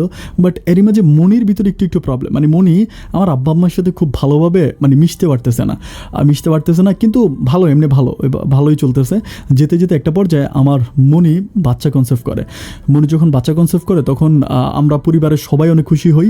আমার আব্বা আম্মা, ছোটো বোন, দেন হচ্ছে মানে মনির বাবা মা, তারপর ওর ছোটো বোনেরা, মানে প্রচুর পরিমাণ মজা মাস্তি করি। ওর বিয়েতে আমার কাছে মানে ওর মানে বাবু হওয়ার খবর শুনে আমরা যেন সবাই আসমানের চাঁদ পাইছিলাম। এভাবে দিন যেতে যেতে আমার ঘরে একটা মেয়ে সন্তান হয়, মনির ঘরে একটা মেয়ে সন্তান হয়। অ্যান্ড আমার এই মেয়ে ভাবটি একটু অন্যরকম হয়। মানে আমি কিন্তু অনেক ফর্সা লম্বা অনেক সুন্দর ছিলাম, বাট আমার মেয়েটা একটু ব্ল্যাক হয়। মানে ব্ল্যাক হয় বলতে মানে অবিকল যেন একেবারে মনির মতো হয়, মানে আমার কোনো কিছুই পায় না। তো এভাবে দিনগুলো কাটতেছে, আস্তে আস্তে করে সামনের দিকে যাচ্ছে। আমার বোন তখন মানে একটু অন্যরকম হয়েছে, মানে আমার ছোটো বোনটা অন্যরকম বলতে একটু বেশি কান্নাকাটি করে, মানে সারাক্ষণ বাসায় বসে কান্নাকাটি করে। মানে এত কান্নাকাটি কেন করে আমি এটা বুঝতে পারতেছি না। আমি আমার আব্বা আম্মাকে বলি ওর মানে প্রবলেম কি, আমার বোনের প্রবলেম কি। আমার বোন কোনো কথা বলে না, শুধু কান্নাকাটি করে, ও খালি কান্নাকাটিই করে। মানে বিশ্ববিদ্যালয়েও যায় না, তারপরে ঘর থেকেও বের হয় না, কান্নাকাটি করে। তো আমি মনে করি যে ও মনে হয় কোনো রিলেশন করে। আমি তখন বললাম কী রে, তোর কি আবার রাজেশের সাথে কথা হয় নাকি? তো বলে না, রাজেশের সাথে আমার কেন কথা হবে। আমি বললাম তুই কান্নাকাটি করিস কেন সবসময়? আমাকে বলে না ভাইয়া কোনো প্রবলেম নাই। এভাবে আস্তে আস্তে কয়েকদিন পরে যেতেছে, বাট আমি আমার বোনকে ফলো করতে থাকি যে ও কেন কান্নাকাটি করে। অ্যান্ড ঠিক তারই কয়েকদিন পরে আমি একটা ব্যাপার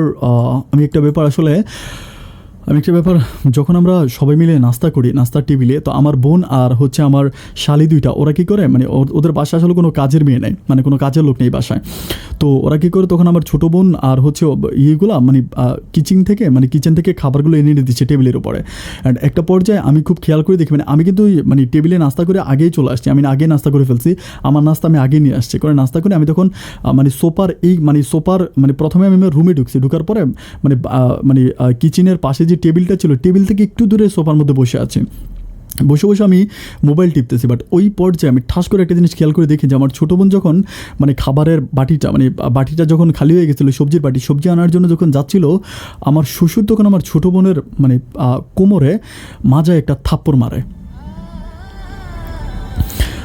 এবং থাপ্পড়টা খুবই ছোট করে, মানে যেন আমার ছোটো বোনের মাঝে উনি টিপ দিছে, এই টাইপের কিছু একটা।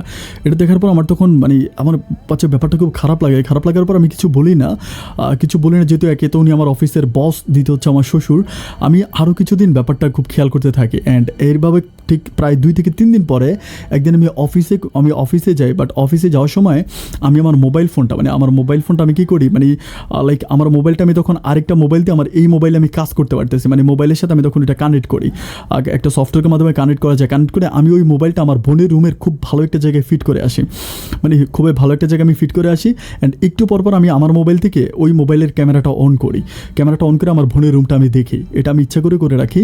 অ্যান্ড সেদিন আমার বস আমার শ্বশুর অফিসে আসা নাই, উনি কেন হঠাৎ করে অফিসে আসা নাই এটা আমি বুঝতে পারতেছি না।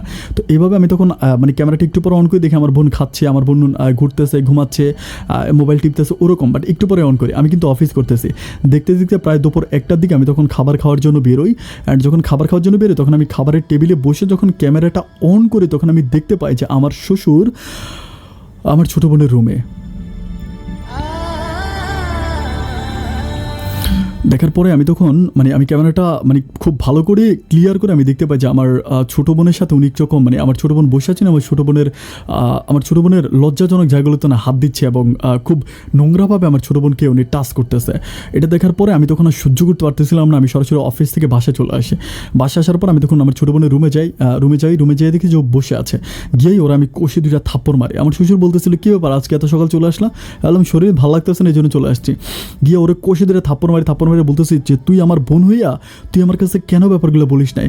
ও আমাকে বলে ভাইয়া কিভাবে বলবো বলো, উনি একে তো আব্বার ফুফাতো ভাই, দ্বিতীয়ত তোমাকে চাকরি দিছে, তৃতীয়ত তোমার অফিসের বস, আর চতুর্থত হচ্ছে উনি তোমার শ্বশুর, আমরা ওদের বাসায় থাকতেছি, তাহলে কিভাবে বলবো? আমি তখন বলেছি একবার রাজেশের সাথে প্রেম করে তুই আমার বলিস নাই, দ্বিতীয়বার তুই এই কাজগুলো করতেছিস। আমার বোন তখন আমার পা চেপে ধরে বলতেছে ভাইয়া এমন কিছু কইরো না, যেটা করলে হচ্ছে আমার আব্বার মান সম্মান নষ্ট হয়ে যায়। আমি তখন তারা বলেছি আব্বার মান সম্মানটা এমনি কীভাবে আছে? আব্বার মান সম্মানটা কীভাবে রইলো, তুই তো আগেই আব্বার মান সম্মান সব নষ্ট করে ফেলছিস। এটা বলার পর তখন আমি আমার বোনকে নিয়ে, আমার বাবা মাকে নিয়ে, আমার ওয়াইফকে নিয়ে এবং আমার সন্তানকে নিয়ে আমি তখন একটা বাসা ভাড়া করি। অ্যান্ড বাসা ভাড়া করার পর আমার শ্বশুর এটা নিয়ে আমার সাথে রাগারাগি করে, আমাকে বলে যে কেন বাসা থেকে চলে যাবা। আমি বললাম যে না, আমি থাকবো না এখানে। মানে আমি নিজে হচ্ছে প্ল্যানিং করে বাসা থেকে বেরিয়ে চলে আসি। এটা একটা বাসা ভাড়া করে ওই বাসা আমরা থাকতেছি। বাট ওইখানে থাকার পর আমার শ্বশুর মাঝে মাঝে আমাদের বাসা আসতো। মানে আমার শ্বশুর আমাদের বাসা আসতো। আমি আমার ছোটো বোনকে আগেই শিখিয়ে দিছি, আমার শ্বশুর যদি কখনও আমাদের বাসা আসে তাহলে তুই সাথে সাথে ঘরে ঢুকে যাবি, তুই দরজা লাগাই দিবি। অ্যান্ড উনি আইসে আমার বোনকে আগে খোঁজেছে, আমার ছোটো বোন কোথায়, আমার ছোটো বোনকে ডাকে। অ্যান্ড খুবই লজ্জা লাগে কথাটা বলতে। উনি আমার ছোটো বোনকে বলে যে আমার ছোটো বোনকে মা বলে ডাকে, যে আমার মাটা কোথায়, এরকম করে। মানে খুবই আমার এত খারাপ লাগে যে মানুষটা কীভাবে পারে, মানে এ কি মানুষ নাকি জানোয়ার। ওনার প্রতি আমার অন্যরকম একটা ঘৃণা জন্মায় যায়। তো উনি এরকম করে আসে, আমার বোন দরজা লাগিয়ে দেবে। উনি ব্যাপারটা মনে হয় কিছুটা বুঝতে পারে, কিছুটা আন্দাজ করে যে আমার ছোটো বোন কেন দরজা লাগিয়ে দেয়। আর উনি আসলে আমি আর কোনো দিকে যাইনি, আমি সারাক্ষণ ওনার পিছন পিছন হাঁটতে থাকি। এভাবে দিন যাচ্ছে। বাট আমার ওয়াইফকে উনি কী বলে যে আমি জানি না, মানে আমার ওয়াইফকে আমার শ্বশুর কী বলে, বলার পরে আমার ওয়াইফ হঠাৎ করে একটু চেঞ্জ হয়ে যায়। মানে আমার আব্বা আম্মার সাথে প্রচুর পরিমাণ ঝগড়া করে, কারণে অকারণে আমার আব্বা আম্মার সাথে ঝগড়া করে। অ্যান্ড মানে কোনো কিছু বুঝি না, ও রান্নাবান্না করে না। আমি তখন দেখতে পাই যে আমার ঘরের যত কাজ, মানে রান্নাবান্না থেকে শুরু করে এভরিথিং সব কিছু আমার মা করে। আমার মা রান্নাবান্না করে, আমার মা কাপড় পরিষ্কার করে, আমার মা ফ্লোর পরিষ্কার করে, মানে সব কিছু আমার মা করে।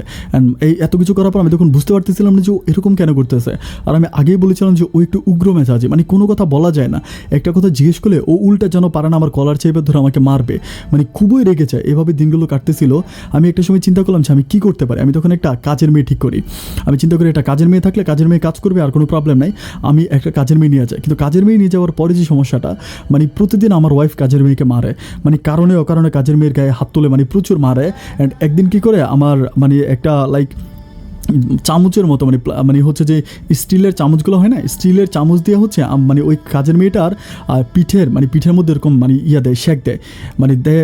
কারণ হচ্ছে ওইটা আমার মেয়েকে নাকি কোলে নিতে বলছিল, ওনাকে আমার মেয়েকে কোলে নেয় না এই জন্য। অ্যান্ড শেক দেওয়ার পরে মেয়েটা তখন চিল্লে বাসা থেকে বেরিয়ে যায়। বেরিয়ে নিচে আসার পরে একেবারে মহল্লার সব মানুষগুলো চলে আসে। আসার পর আমার ওয়াইফকে বের করার জন্য সবাই, মানে আমার ওয়াইফকে বের করে আনলে আমার ওয়াইফকে মারবে, এরকম মানে খুবই একটা হট্টগোল হয়ে যায়। অ্যান্ড একটা পর্যায়ে আমি তখন অফিস থেকে আসার পর আমি সবাইকে ঠান্ডা করি, সবার কাছে হাতে পায়ে ধরে মাপ চাই এবং মেয়ের ট্রিটমেন্টের জন্য তাকে হসপিটালে ভর্তি করাই। অ্যান্ড মেয়ে সুস্থ হওয়ার পরে মেয়ে আর আমার বাসায় কাজ করবে না। ও বলে যে ভাই আমি আর আপনার বাসায় কাজ করবো না। তখন মানে আমি তখন ক্লিয়ার বুঝতে পারতেছি যে ও আমার মাকে দিয়েই সব কাজ করাবে, অ্যান্ড আমার মাকেও ছাড়বে না। মানে প্রচুর পরিমাণ আমার মায়ের উপরেও মানে টর্চারিং করতেছে, মানে এত পরিমাণ টর্চার করতেছে আমি ঠিক বলে বোঝাতে পারবো না। আমার মাঝে মাঝে কান্না চলে আসে। আমার মা শীতকালে অসুস্থ শরীর নিয়ে আমার মা ও রাতের বেলায় কাপড় ধুয়ে দেয়। বাচ্চার টেক কেয়ার থেকে শুরু করে, রান্নাবান্না থেকে শুরু করে, বাসার একেবারে মানে একটা পত্রিকা দিতে আসলে ওই পত্রিকাটা আমার মা রিসিভ করতে হয়। মানে অ্যাটলিস্ট একটা কাজের মেয়ের চেয়ে আমার মা বেশি কাজ করে। অ্যান্ড এই ব্যাপারগুলো আমার আব্বাও দেখে, বাট আব্বা চুপচাপ সব কিছু সহ্য করে যায়। আমি কিন্তু সহ্য করতে পারি না, সহ্য করতে পারি। আমি তখন আমার আব্বা আম্মাকে আমি তখন, আমার ছোটো বোনও তখন ছিল, আমি আমার ছোটো বোনকেও তখন বলতেছি যে তুই মেসে থাকবে, আমার ছোটো বোনকে আমি মেসে পাঠিয়ে দেয়। আমার ছোটো বোনকে মানে ওইখানকার ওর বিশ্ববিদ্যালয়ের মেসে পাঠায়, আমি আমার আব্বা আম্মাকে তখন গ্রামে পাঠিয়ে দেয়। গ্রামে পাঠিয়ে দেওয়ার পরে আমার বউ তখন তখন আমার উপরে প্রচুর পরিমাণ রেগে যায়। কেন আমি আব্বা আম্মাকে পাঠাইলাম। আমি তখন কাজের মেয়ে আনি, ও বলে ও কাজের মেয়ের হাতের খাবার খাবে না, কাজের মেয়ে ওর লাগবে না, ও আমার আব্বা আম্মাকে লাগবে। আমি বলি তুমি কেমন মানুষ, আমার আব্বা আম্মাকে কেন লাগবে, আমার আব্বা না, ওর কথা আমার আব্বা আম্মাকে লাগবে, আমার আব্বা আম্মাকে আনতে হবে, এরকম মানে ও থাকবে না। আমি তখন বলি ঠিক আছে আমার ছোটো বোনটাকে নিয়ে আসি, তখন ও বলে যে না তোমার ছোটো বোনকেও আনলে হবে না, তোমার আব্বা আম্মাকে আনতে হবে। আমি বলি তুমি আমার আব্বা আম্মাকে কি মারার জন্য আনতে চাইতেছো? অ্যান্ড ও প্রচুর পরিমাণ পাগলামি করে। আমার মাও তখন বাড়ি থেকে কান্নাকাটি করে, মানে আমার মেয়েটার জন্য কান্নাকাটি করে, আমার মেয়েটার জন্য, মানে আমার মেয়েটাকে উনি দেখতে চায়, মানে প্রচুর কান্নাকাটি করে। তো একটা পর্যায়ে আমি মাকে বলি যে মা এটা কেমন কথা বলতেছে। মা বলে তখন আমার আব্বা বলতেছিল যে তোর মা তাইলে আসুক, আমি তাইলে না যাই, এরকম করে আব্বা বলে। কারণ আব্বা তো এগুলো সহ্য করতে পারতেছে না। আমি বুঝি যে আব্বা এই ব্যাপারগুলো সহ্য করতে পারে না। একটা পর্যায়ে মা যখন কান্নাকাটি করে, আমার ওয়াইফও চাচ্ছে, তখন আমার ওয়াইফ বলে যে ঠিক আছে তুমি আম্মাকে নিয়ে আসো, একটা কাজের মেয়ে ঠিক করে দাও, তাহলে কাজের মেয়ে কাজ করবে, ওরকম করে একটু ভালো হয়। হওয়ার পর তখন আমি আমার আম্মাকে আবার চিটং থেকে ঢাকাতে আনি।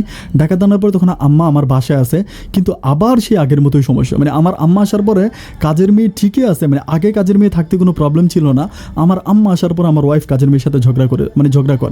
আমার আম্মা চলে যাওয়ার পরে কিন্তু আমি আরেকটা কাজের মেয়ে রাখছিলাম, ওটির সাথে কিন্তু আমার ওয়াইফের কোনো মানে ঝামেলা হয় নাই। বাট আমার মা আসার পর থেকে আবার ওই কাজের মেয়ের সাথেও ঝামেলা শুরু করছে। মানে কথায় কথায় কাজের মেয়েকে মারে, কাজের মেয়ের গায়ে হাত তুলে, মানে এমন একটা মানে অবস্থা শুরু করছে যে আসলে আমি আমি কি বলবো, আমি কোনোভাবেই ওরে ঠিক রাখতে পারতেছি না। এভাবে মানে আমার মাকে দিয়ে সব কাজ করায়। আমি তখন আমার মাকে কান্নাকাটি করেছি, মা তুমি চলে যাও। আমি তো মা চাইতে চায় না, মা সারাদিন রাত এরকম কান্নাকাটি করে। মানে মাও কান্নাকাটি করে, আমি মায়ের কান্নাকাটিও বুঝতে পারি, কিন্তু আমার মেয়েটাকে মা প্রচুর ভালোবাসে। আমার ওই ছোটো মেয়েটাকে রেখে মা যাইতে চান, আর আমার মেয়েটাও আমার মায়ের কোলে ছাড়া কিছুই বোঝে না, মানে সারাক্ষণ আমার মায়ের কাছে থাকবে। এরকম করতে করতে তখন প্রায় 5 থেকে 6 মাস কেটে যায়। বাট আমার মা তখন একটু অসুস্থ হয়ে যায়। মা অসুস্থ হয়ে যায়, অসুস্থ শরীরে আমার মা বাসার সব কাজ করে। অ্যান্ড একদিন রাতের বেলা এরকম করতে করতে, মানে তখন মাঘ মাসের শীতকাল ছিল, শীতকালে আমার মা আমার মেয়েটাকে নিয়ে মানে ঘুমিয়েছিল রাতের বেলায়। আমার মেয়ে কিন্তু তখন আমার মায়ের সাথে থাকে। তো রাত দুপুরে আমার হঠাৎ করে আমার মেয়েটার কথা মনে পড়তো, মানে মেয়েটার চুমা দেবে মাঝে মাঝে। আমার মায়ের রুমে গিয়ে আমার মাকে দেখে আমার মেয়েটাকে আমি চুমা দিয়ে আসি। তো আমি মায়ের রুমে যাই, মায়ের রুমে যাওয়ার পর আমার মেয়েটাকে আমি একটা কপালে চুমা দিই, মেয়েটার কপালে একটা চুমা দিই। বাট চুমা দেওয়ার পরে আমি মা বলে ডাকে, মানে মাকে এবার ডাক দিই, মায়ের গায়ে কোনো কাঁথা নাই, মানে কাঁথাটা নিচে ঠান্ডা পড়তেছে, আমি এই জন্য মাকে ডাক দিই। ডাক দেওয়ার পর মা কোনো কথা বলে না, দেন আমি কাঁথাটা আমার মায়ের গায়ে উঠে দেওয়ার পরে আমি চিন্তা করতেছিলাম যে কিরে মা কথা বলে না কেন। যখন আমি মাকে নাড়া দিলাম, আমি তখন বুঝতে পারি যে আমার মা মরে একেবারে শক্ত হয়ে আছে।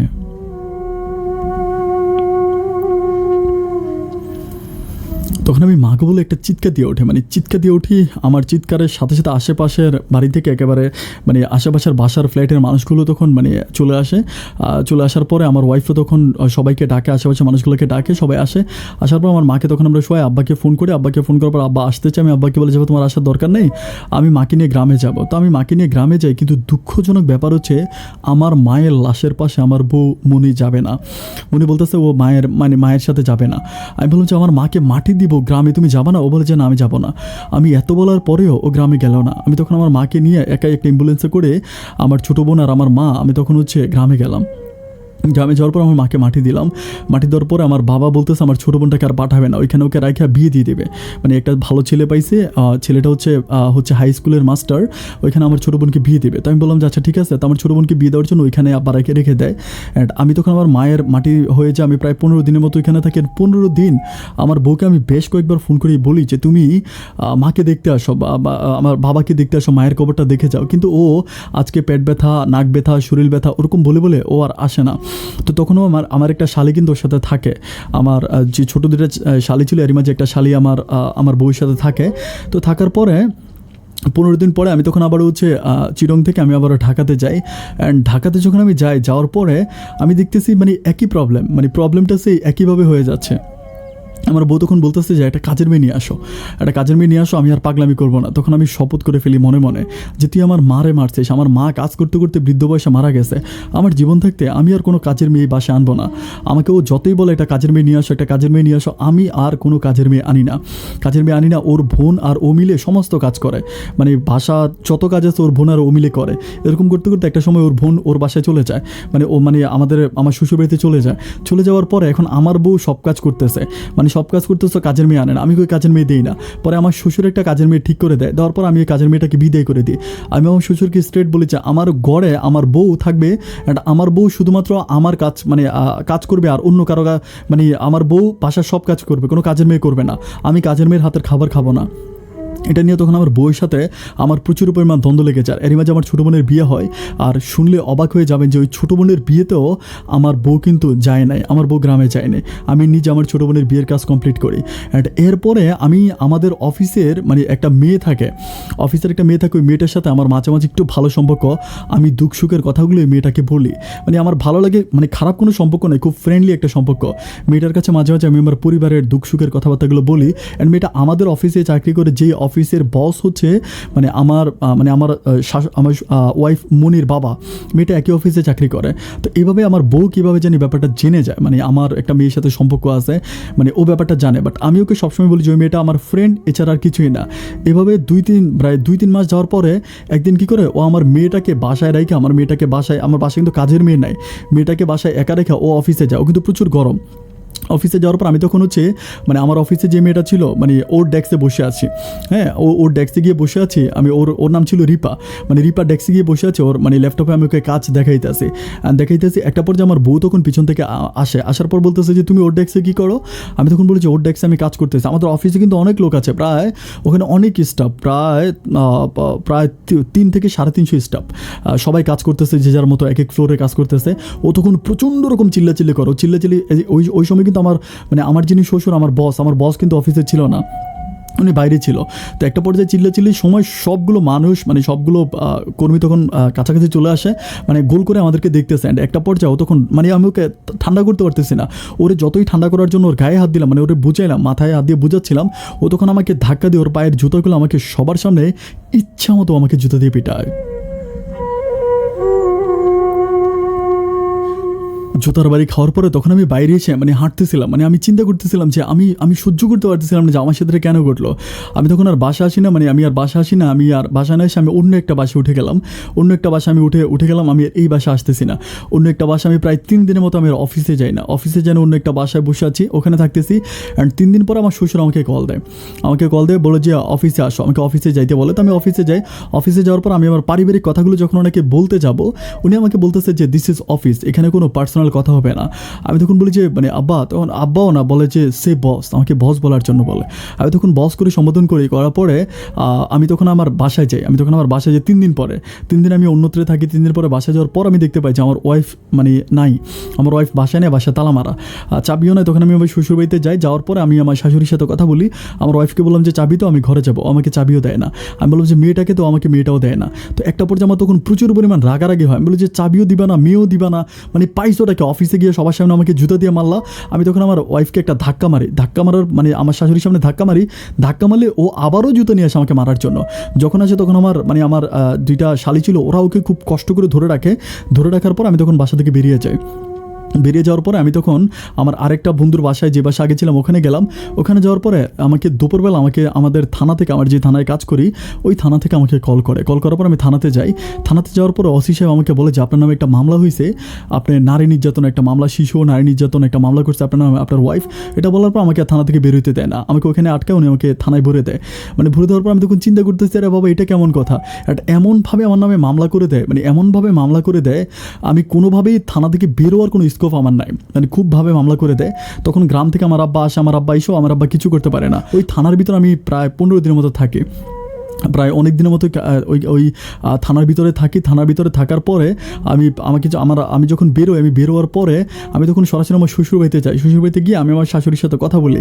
আমি বলি, মা আমার দোষটা কোথায় ছিল, কেন আমার উপরে এই অত্যাচারগুলো করলো? আমার শাশুড়ি আমাকে বলতেছে যাও বারটা হয়ে গেছে, আর আমার মেয়ে তোমার সংসার করবে না, আমার মেয়ে তোমাকে ডিভোর্স করে দিয়েছে।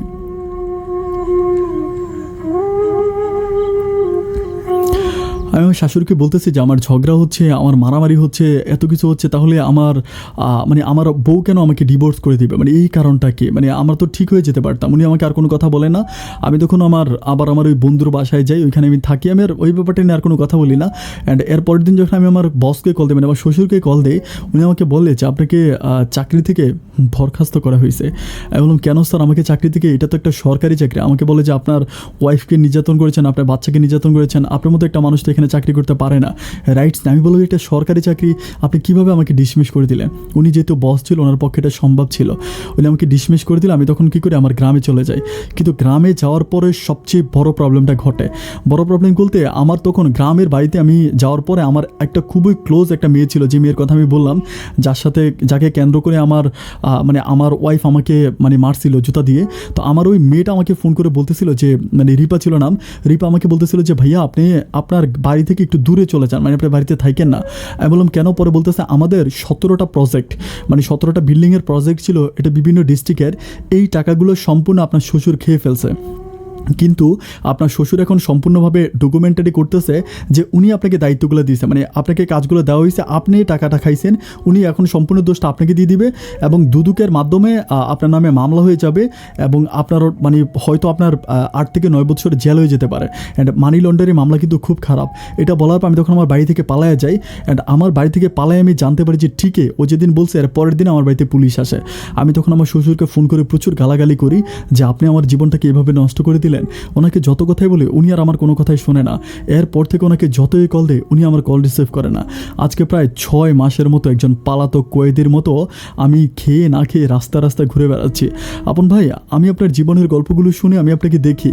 আমি কোনো রেডিও অনুষ্ঠানে গিয়ে আমার কথাগুলো বলতে পারতাম, কিন্তু বা কোনো আমি টিভি শো করতে পারতাম, আমি কোনো কিছু করি নাই ভাই।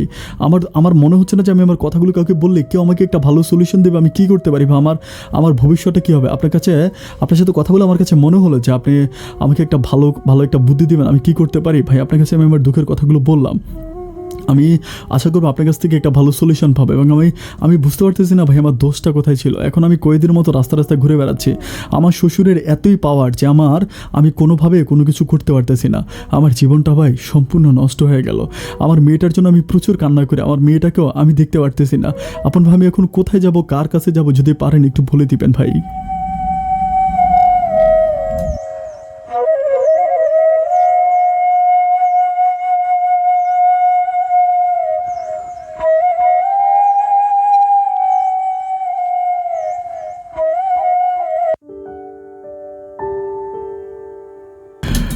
প্রিয় দর্শক বন্ধুরা, শুরুতে সবাইকে অনেক বেশি ধন্যবাদ। পুরোটা গল্প যারা আমার সাথে ছিলেন এতক্ষণ পর্যন্ত, যারা টেনে দেখেছেন তারা জানি না আপনি বুঝেছেন কিনা, বাট গল্প বুঝতে হলে গল্পটা শুরু থেকে শেষ পর্যন্ত শুনতে হবে, এটা আমি বারবার বলি। দর্শক বন্ধুরা, আমার জীবনে গল্পটা আরও লম্বা ছিল। লাস্টের দিকে ওনার শ্বশুরের সাথে যে প্রবলেম বা ওনার জব নিয়ে কিন্তু অনেক লম্বা ছিল, প্রায় 2 ঘন্টা আমি গল্পটা শেষ করতে পারতাম না। আমি লাস্টের দিকে স্কিপ করেছি অনেকগুলো কথা স্কিপ করে আপনাদেরকে বোঝানোর চেষ্টা করেছি। আমি আশা করি যে আপনারা বুঝতে পেরেছেন আমি যতটুকু বুঝিয়েছি। কারণ ওনার ওয়াইফের সাথে প্রবলেম আছে, শালির সাথে, তারপর ওনার বস মিনস হচ্ছে ওনার শ্বশুর, অফিসের অনেক প্রবলেম আছে। অ্যান্ড আমি অফিসের নামটা বলি না, ওনার যেখানে উনি জব করে ওই জবের নামটা আমি বলি নাই, কারণ এটা বাংলাদেশে অনেক উপরের একটা লেভেলের ওনার জবটা, এবং উনিও কিন্তু অনেক উপরের লেভেলের একজন কর্মকর্তা ছিল, হচ্ছে রিফাত ভাই। তো এখন আমি যদি খুব ডিটেলসে বলতে চাই তাহলে হয়তো এটা সরকারিভাবে একটা প্রবলেম হয়ে যেতে পারে। এই জন্য আমি ওনার অফিসের নাম বা হোয়াট এভার খুব ডিটেলস না বলি, যতটুকু সম্ভব হচ্ছে বা যতটুকু বললে সেফ আমি ঠিক ততটুকুই আপনাদেরকে জানিয়েছি বা বোঝানোর চেষ্টা করেছি। প্রিয় দর্শক বন্ধুরা, আমি একটা ব্যাপার বলি যে মানুষ বলে যে দুষ্ট গরুর চেয়েও শূন্য গোয়াল অনেক ভালো। শূন্য গোয়াল অনেক ভালো। রিফাত ভাই যখন স্বর্ণাকে হারিয়ে ফেলে তখন থেকে মানুষটা পাগল হয়ে গেছিলো, একরকম পাগল হয়ে গেছিলো। তারপর তার একটা লাইফে একটা ভালো পজিশনে আসলো, এবং ইন দ্য মিন টাইম হচ্ছে তার লাইফে মনি চলে আসলো। রিফাত ভাইয়ের বোঝা দরকার ছিল যখনই মনিকে সে কিন্তু প্রথমে দেখেই পছন্দ করে নাই। অনেক দিন আমি একটা ব্যাপার অনেক সারপ্রাইজ, একটা মেয়ের সাথে উনি একটা বাড়িতে অনেক মাস থাকলো, কিন্তু প্রায় 1-1.5 বছর মতো থাকলো। 1-1.5 বছর থাকার পরেও এই মেয়েটার সম্বন্ধে ওনার বোঝা দরকার ছিল যে মেয়েটার মানে চরিত্র এমন বা কথাবার্তা এমন, আগে ওনার বোঝা দরকার ছিল। এবং মেয়েটা কিন্তু উনি বললো যে কালো এবং খাটো ছিল। ওরকম একটা মেয়েকে ওনার মানে ওনার বসের কথায় বা ওনার বাবার কথা উনি বিয়ে করাটা ঠিক করে না। এই জন্য আমি একটা ব্যাপার বলি যে পরিবার থেকে কখনো কোনো ব্যাপারে প্রেশার দিতে নাই। আমি একটা মানুষ যদি একটা মানুষকে বিয়ে করতে না চায়, পরিবার থেকে আসলে এটা কখনো প্রেশার দিতে নেই। কারণ পরিবার কিন্তু সংসারটা করে না, সংসারটা করে ওই ছেলে এবং মেয়েটা। অ্যান্ড ছেলে মেয়েটা যদি একসাথ না হয়, পরিবার জোর করে বিয়েটা বসাই দেন, যার জন্য আজকে বাংলাদেশে আপনি একটা ব্যাপার খেয়াল করে দেখবেন যে প্রতিদিন যতটা বিয়ে হচ্ছে তার চেয়ে বেশি ডিভোর্স হচ্ছে। সিরিয়াসলি, আমার কথাটা যদি আপনার শুনতে খারাপ লাগে, এটাই ট্রু। মানে ডিভোর্স যে কী পরিমাণ হচ্ছে প্রতিদিন আপনি চিন্তাই করতে পারবেন না, হিউজ পরিমাণ ডিভোর্স। আমি একটা সার্ভেন্টারিতে দেখেছিলাম যে যতগুলো বিয়ে হচ্ছে তার চেয়েও বেশি প্রতিদিন ডিভোর্স হচ্ছে। ডিভোর্সগুলো কেন হচ্ছে? শুধুমাত্র আর ছেলে মেয়ের মিল না হওয়ার কারণে। আর ছেলে মেয়ের মিলগুলো বিশেষ করে বেশিরভাগ হয় না বাবা মায়ের কারণে। কারণ বাবা মা তাদের ইচ্ছা মতো তাদের একটা হচ্ছে সন্তানের মাথার উপর একটা প্রেশার ছেড়ে দেন, সন্তান এটা শেষ পর্যন্ত নিতে পারে না। কতদিন এই যে রিপাত ভাই যেটা বললো যে তার ওয়াইফ, সে আসলে কতদিন তার ওয়াইফকে মেনে নেবে? অ্যান্ড একটা পর্যায়ে ঠিকই কিন্তু সংসারটা টিকলো না। যাই হোক দর্শক বন্ধুরা, আমি একটা কথাই বারবার বলি, আবারও বলি যে ভাবিয়া করিও কাজ, করিয়া ভাবিও না। আপনারা সবাই অনেক ভালো থাকবেন, সুস্থ থাকবেন। আপনাদের সুস্থ থাকার প্রত্যাশা আমি আজকের মতো এখানেই বিদায় নিচ্ছি। অন্য কোনো দিন অন্য কারো জীবনের গল্প নিয়ে, জীবনের গল্পর এই অনুষ্ঠানে আমি আবারও হাজির হয়ে যাব। সেই পর্যন্ত সবাই ভালো থাকবেন, সুস্থ থাকবেন, এই শুভকামনায় আজকের মতো এখানেই বিদায়। আর হ্যাঁ, অবশ্যই গল্প সম্বন্ধে কোনো কিছু যদি না বুঝে থাকেন, যেহেতু লাস্টের দিকে আমি টেনে বলেছিলাম, স্কিপ করেছিলাম, আপনি যদি না বুঝেন আমাকে কমেন্টস বক্সে লিখে পাঠান, আমি উত্তর করব। ভালো থাকা হয় যেন।